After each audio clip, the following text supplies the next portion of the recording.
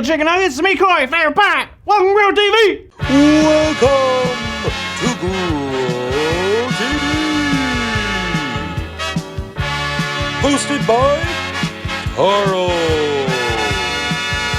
where we have fun with our friends, talk about Jesus, and go over everything the Bible has to offer. Now once again, welcome to Grill TV.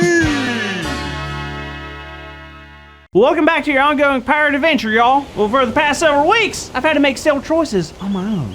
Some of those choices were to do good instead of bad. To choose my words carefully, if I'm being honest, I've learned quite a bit. I mean, in that time, I've also chosen to become a full-time pirate. I mean, I got a treasure map for crying out loud. Speaking of that, I need your help. Since I've been making so many decisions by myself lately, I figured I could ask you guys for help. Y'all want to help me on my next step of my adventure? What do you say? Will you help me? Yay, awesome, thank you so much. Well, let's get started. Since last week, I've narrowed down where the treasure would be. This map has led me exactly to the spot. And now all I have to do is start digging. First, I need some things figured out. Once I dig this treasure up, I'll be a bona fide legendary pirate. So I'll need a good pirate name. And I can't just be Captain Coral. So here are the choices you need to make. Will my name be Captain Coral Reef Coral or Captain Sudsy McFishy Pants? Which one do y'all think? Alright, so now y'all get to refer to me as Captain Sudsy McFishy Pants. I like it, it rolls off the tongue. Alright, so now besides a rapidly declining dental health, here's a few things all pirates have. Number one, a sidekick. When going on an adventure, you need to have someone beside you who you can trust. Now the usual is to have a parrot, but I'm definitely terrified of birds. So it's either a sock puppet or a spider. You choose. A sock puppet? Really? I figured a spider would be more helpful with 8 hands and all, but oh well. Alright, last thing. All pirates have an eye patch, so you gotta choose which eye I can never see out of again. So do you choose the right eye or the left eye? Right eye? Well, if you say so. Carl! Oh, hey Andrew! Carl, I just want to tell you, even though pirates might wear eye patches, it's probably not for the reason that you think. Really? They would actually use it and take it off when they go inside the ship so that they would have one eye that was already used to the dark. What? Really? I figured a seagull had plucked it out. Nope. Well, that's a relief. Well, I better get digging.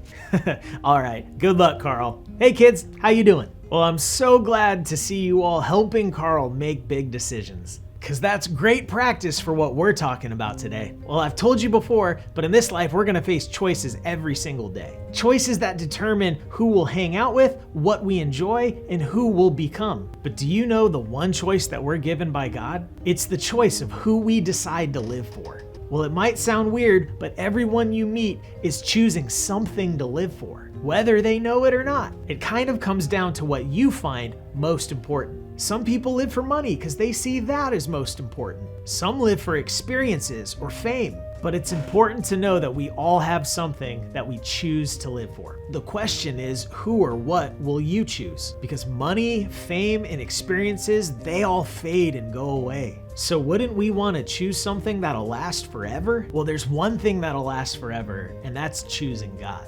Well, think about it. God, the one who created the sun, the moon, the stars, the ocean. Well, God even created the platypus. Seriously, look at this thing. Is it a duck? Is it a beaver? Who knows? But God created it. So if I was gonna decide someone to live for, I would probably choose God. I mean, God gave me my life in the first place. Not even just that, Jesus gave his life so that I could live for him.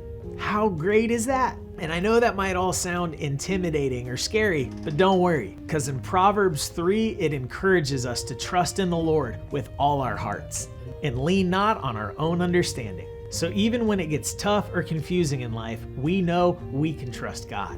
And get this, in verses 1 and 2, we get another promise. Listen, do not forget my teaching, but keep my commandments in your heart, for they will prolong your life many years and bring you peace and prosperity. Those words come from the Bible. It's telling us that if we listen and obey God, our life will be long, full of peace and gifts from God.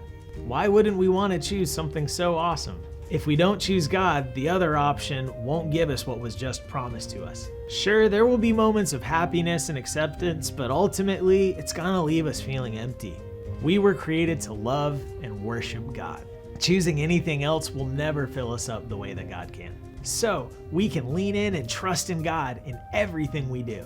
And trusting in God is probably the wisest thing someone can do. So remember, we can be wise by choosing God.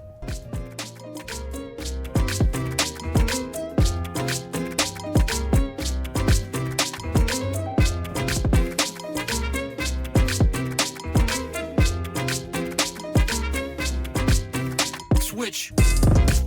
Well, you heard it. Our big idea today is I can be wise by choosing God. And so let's say it out loud on the count of 3 as loud as we can, okay? 1, 2, 3. I can be wise by choosing God. Yes. Woo! Perfect. Wonderful job. Excellent. You could not have done it any more perfectly. So proud of every single one of you. You'll make me cry. Hi, Andy.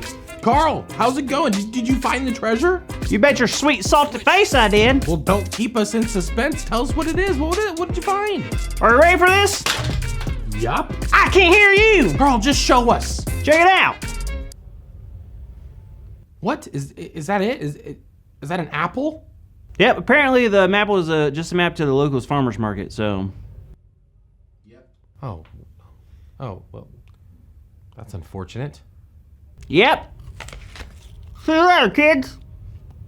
I'm actually allergic to apples. Thank you for watching, and tune in next week for a new episode of Road TV.